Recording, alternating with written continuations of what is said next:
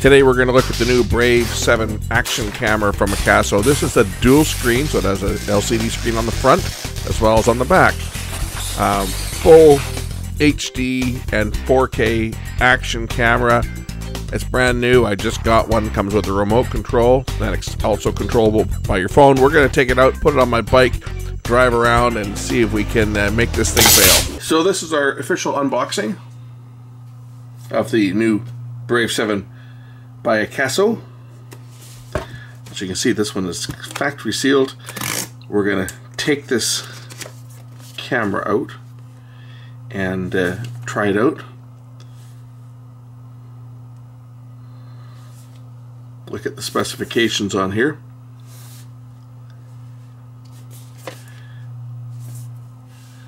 So it has voice control, adjustable view angle, electronic image stabilization, driving mode. It'll support an external microphone, multiple shooting modes, has slow motion and a wireless remote control. Dual color screens, one on the front and one on the back. It's IPX8 waterproof. It'll shoot 4K at 30 frames per second, 20 megapixels photo. That's why we're shooting this in 4K, because the footage off of this is going to be also presented in 4K. Once I do the shooting, which I'll probably do tomorrow, once I get the camera charged up, get the batteries charged up, I'm going to mount this on my bike. We'll take it out for a ride if it's a nice day tomorrow, which it should be.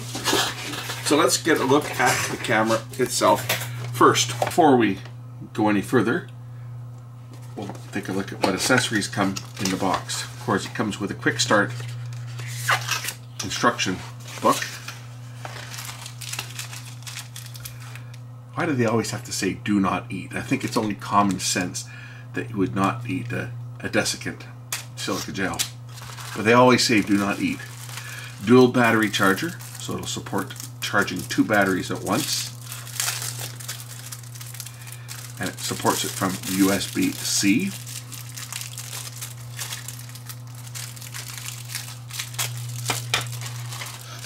Comes with various mounts, like for helmets and so forth.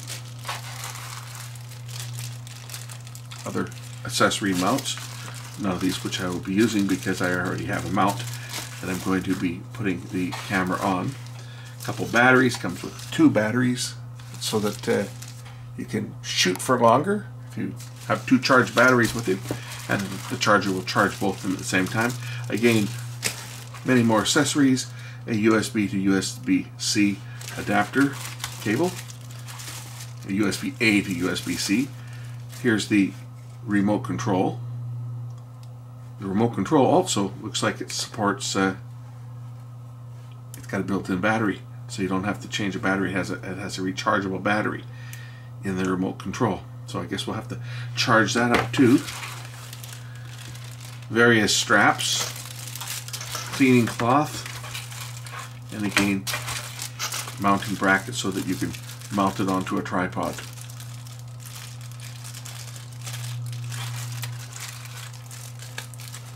Straps so that you can attach it so that you don't lose it.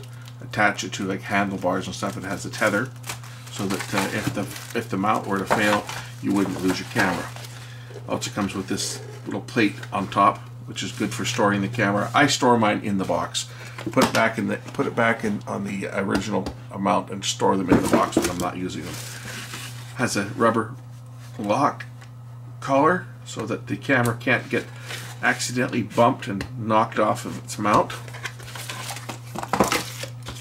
Here's the camera here, and the camera is fitting in a housing.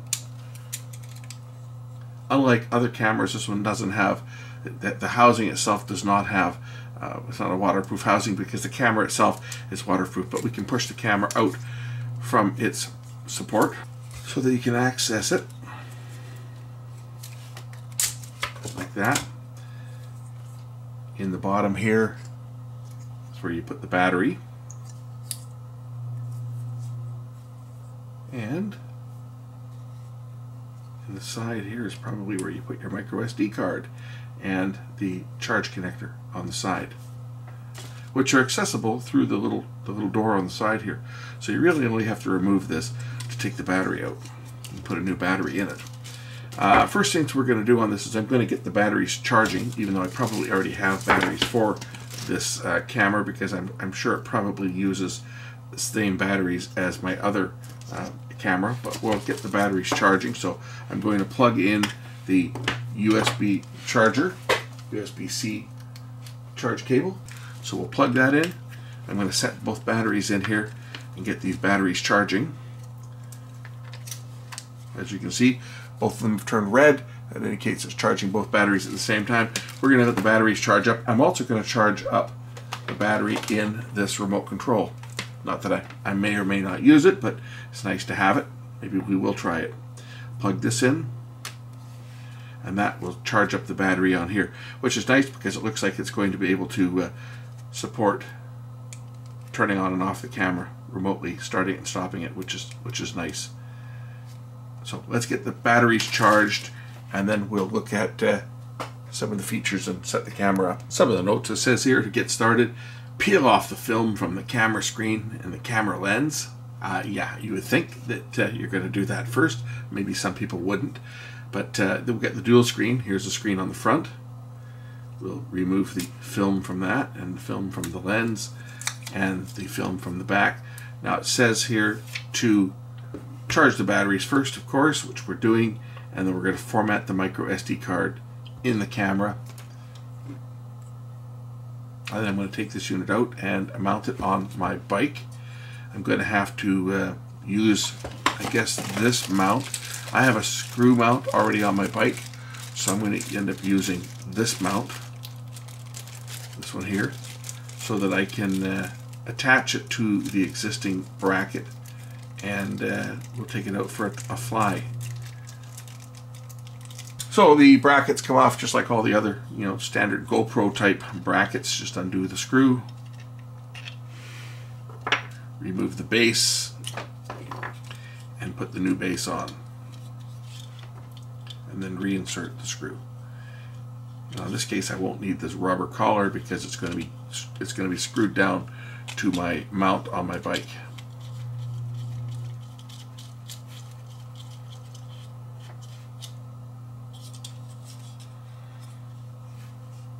One nice thing I like about this frame already, and that is the fact that it has access to the SD card and the ports on the side. I might just turn this around the other way too if I can, just because it may be in the way. But with the side cover open, I should be able to plug my camera into my power on the bike, because I have a USB power supply. So with the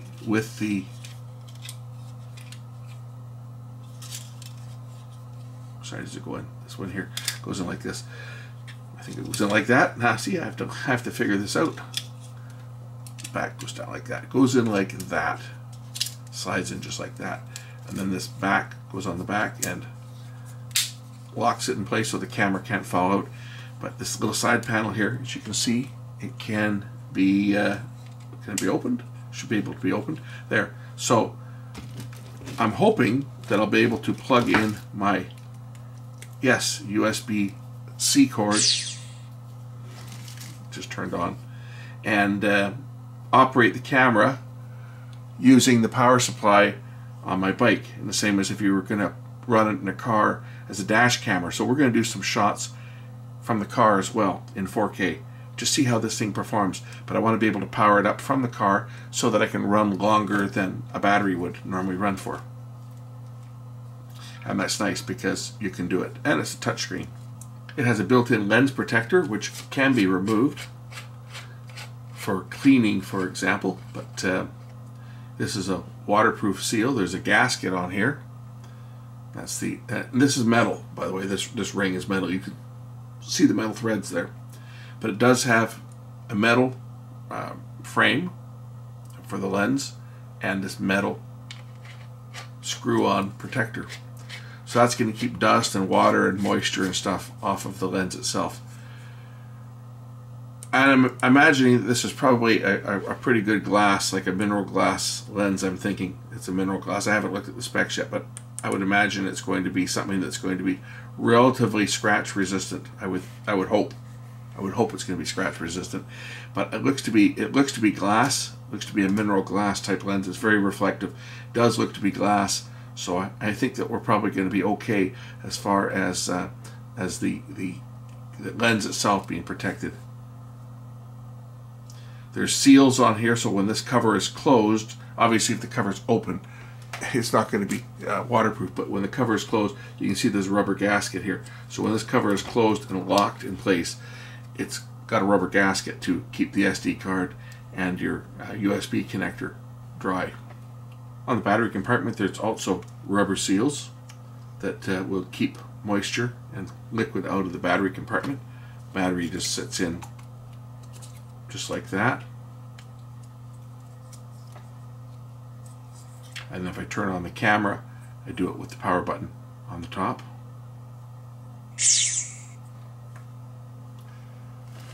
Now here's where I'm able to set up the different modes. I don't have an SD card in it yet, but if I touch the touch screen, select the camera mode, right? Click to enter the settings, click to enter. Oh, this is just going through. Skip. Let's get out of this. Okay, setup. Image stabilization. Well, first of all, resolution 4K 30, 2.7K 30, 1080p 60, 1080p 30, 720p 120, 720p 60, 720p 30. We're going to do this in 4K 30. Back. Image stabilization. We'll turn that on. Video encoding. You can record in H.264 or H.265, which is the HEVC, high efficiency video compression. My software can't handle that, so I'm going to keep it in H.264. Hopefully, I'll be able to encode it. Shouldn't be a problem. There's the image stabilization. Look at that. I'm shaking the camera, and it's holding that image still until I go beyond its capability. But yeah, the image stabilization looks pretty cool so far. Liking the picture on here. That is a digital zoom, as you can see.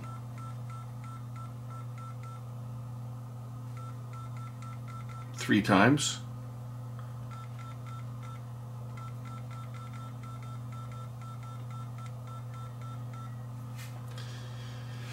And now for a little remote control here, what features do we have? Can I turn it off or can I turn it on? Okay, looks like when the remote control is on, if I press the button here, it would tell it to record. But of course, there's no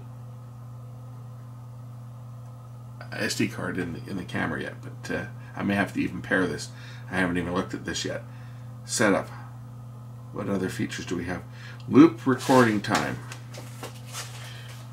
1 minute, 3 minutes, 5 minutes, and 7 minutes are off, and then it'll just continue to record. Slow motion. You can do 1080p, P90, P60, and P1 and 720p, P120. This is for slow motion playback.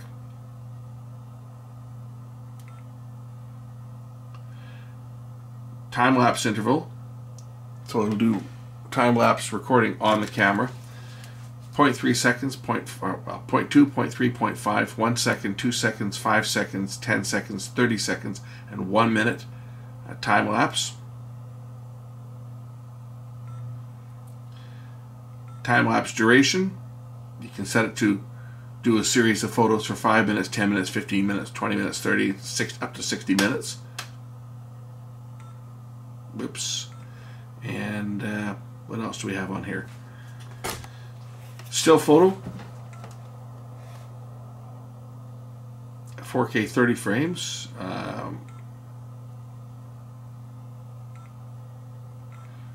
And still photo time, again 3 seconds, 5, 10, 30. These would all be in the manual, which you have to download. Just see what it's got. Audio record on and off. Exposure value, can go up to 2 f-stops up and 2 f-stops down. White balance, auto, tungsten, fluorescent, daylight, cloudy, dawn. We'll leave it on auto. The metering, average, center, or spot metering. Scene, auto, riding, snow view, night scene. We'll leave it on auto. Filter, you can have no filter. Black and white, sepia, retro, gorgeous, warm, code, red, green, and blue filters. These will obviously change the processing to the picture. Looks like this one here is going to enhance the color.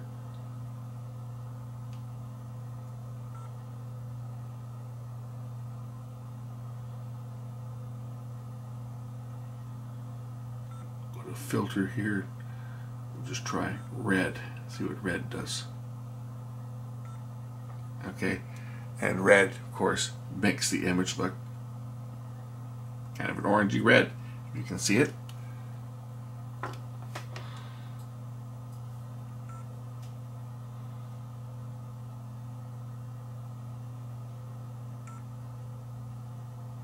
Green gives the picture an overall green cast. You get the idea for the filters. To turn it off, you swipe down and you tap power off, and that turns the camera off. When you swipe the screen, you switch to photo mode or back to video mode. Either way, swipe up. Here's where you can change your metering and your resolution for stills, anywhere from 5 megapixels to 20 megapixels, and your metering.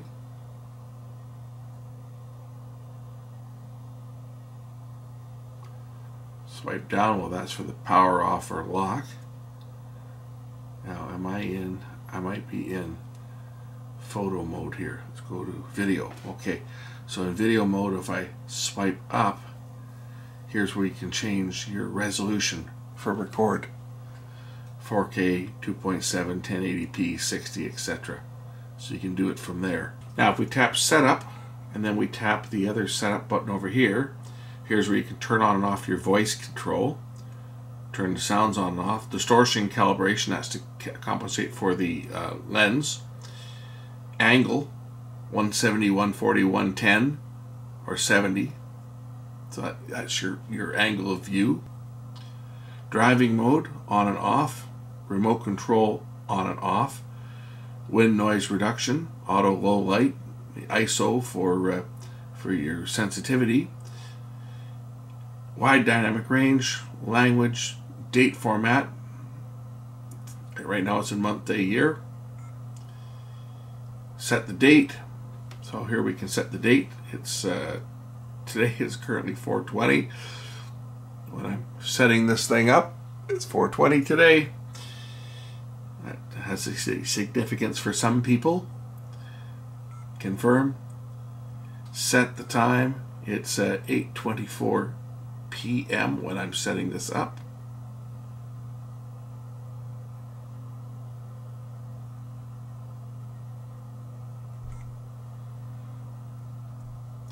Date stamp, on or off. I'm going to turn it off.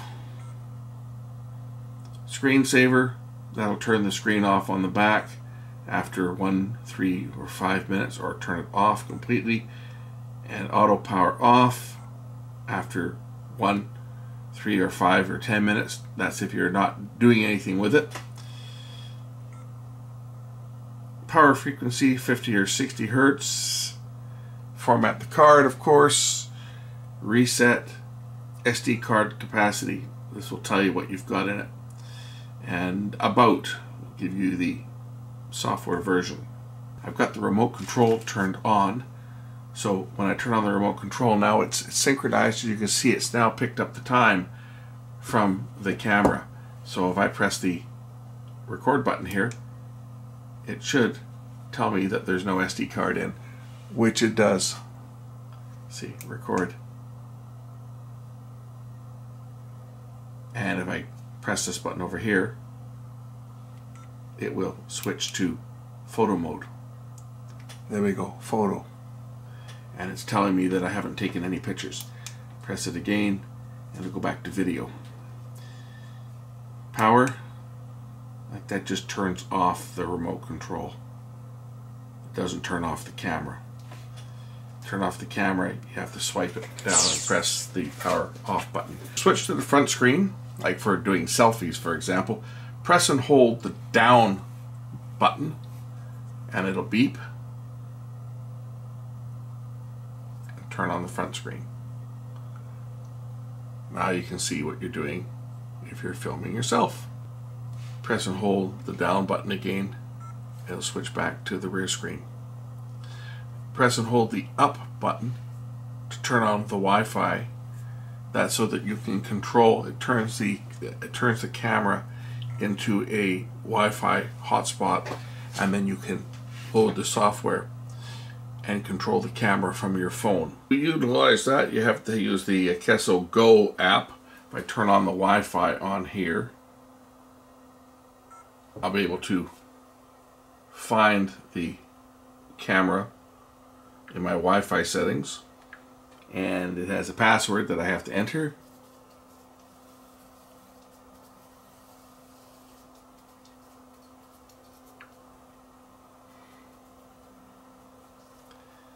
And that'll allow my phone to connect to the camera. Add a device. Is it going to show the Brave 7? There it is, Brave 7. And now I can see on my phone the picture from the camera for remote viewing and control it remotely from my phone. That's how the phone app works. So if you had this mounted outside your car, for example, you could control it from inside from your phone and see what it's doing. Turn the phone sideways and you get a nice big picture. That's how the Wi-Fi and the phone app works. If I were to hit that button here, it'll tell me I have to put an SD card in because I haven't done that yet. But that's the app. Okay, I've formatted the card in the camera. I've got a 64 gig card in here now. We're going to take this out, mount it on my bike. I'm going to use both the mount that's on my crash bar, my roll bar. I'm also going to use this mount to mount it to the fairing, which has a lot more vibration, so that we can do a comparison between the two. So let's get out there and do some riding. First things first, mount the camera in its frame. Close the back. Now on this one here, this is an open back, unlike the other ones, because you do need to be able to touch the touch screen, and this camera is totally waterproof. So you don't have to worry about it. As long as the ports are closed, it's not going to get wet. At least it shouldn't. I'm going to have the side port open though, because I am going to be powering it up from my bike directly, so I don't have to worry about running out of power. So I can go on a little bit of a lengthy ride and not have to worry about the battery running out. All I got to worry about is the memory running out, because I'm only taking 64 gigs with me, but this is going to be a short video anyway, so we don't need that much memory.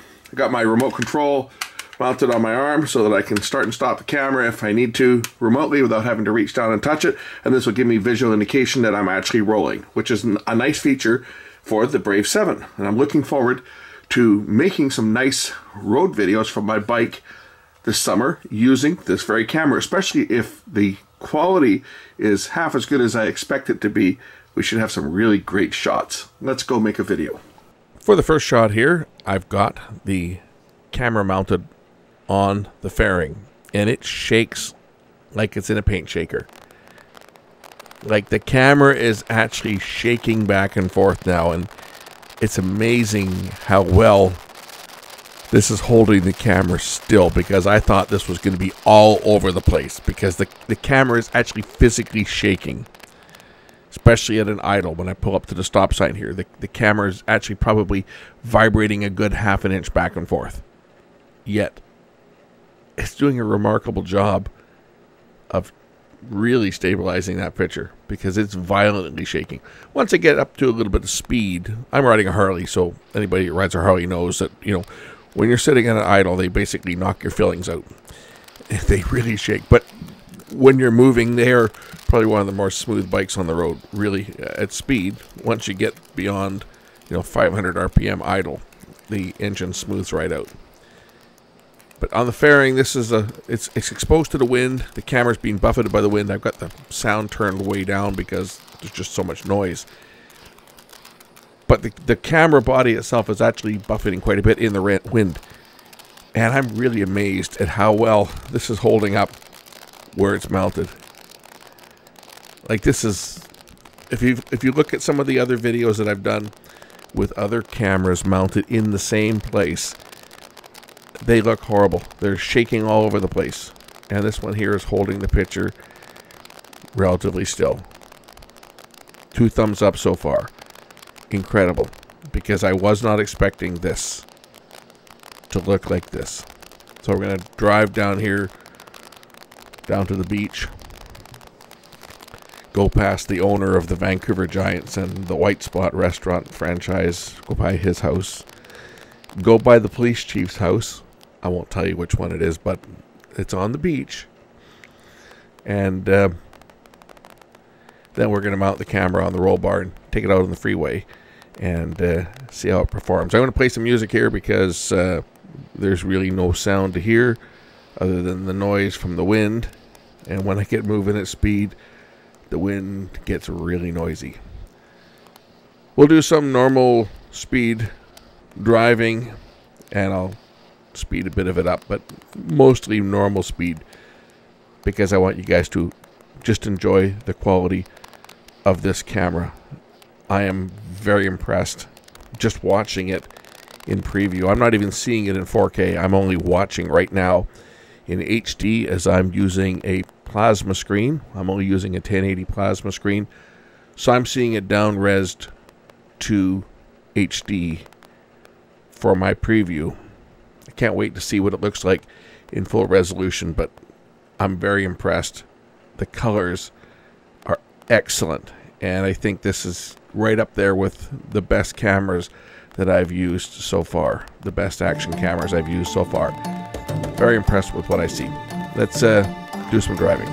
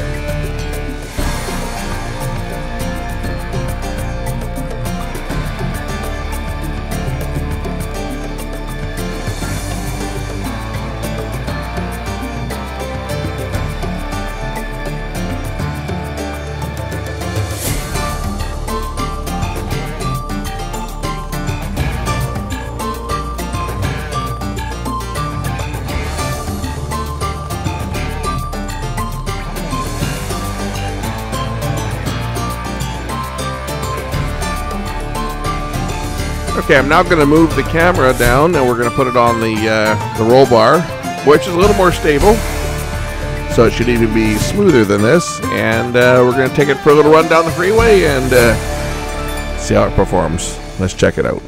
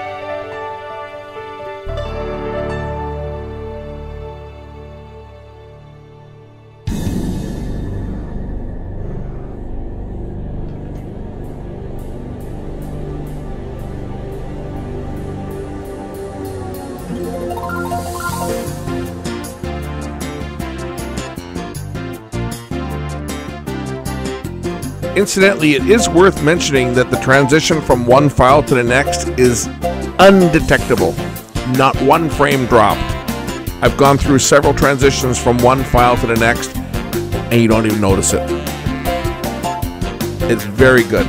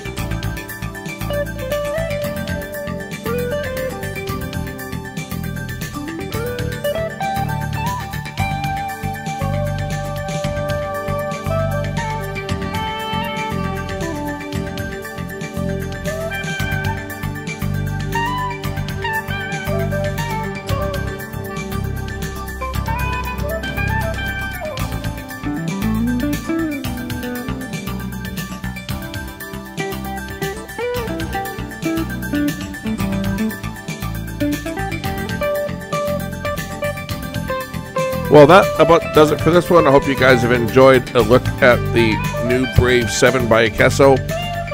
Excellent camera. perfect action camera as far as I've seen. It'll stack up to the best that GoPro, or anybody else for that matter, has to offer. I'm looking at this and looking at my Nikon, which was a heck of a lot more expensive, and this is running circles around my Nikon. Now, granted, my Nikon's a few years old. Technology just improves that much better. The EIS on this thing is just amazing of how well this thing removes shake. Anyway, thanks for watching. Link is in the description. Bye for now.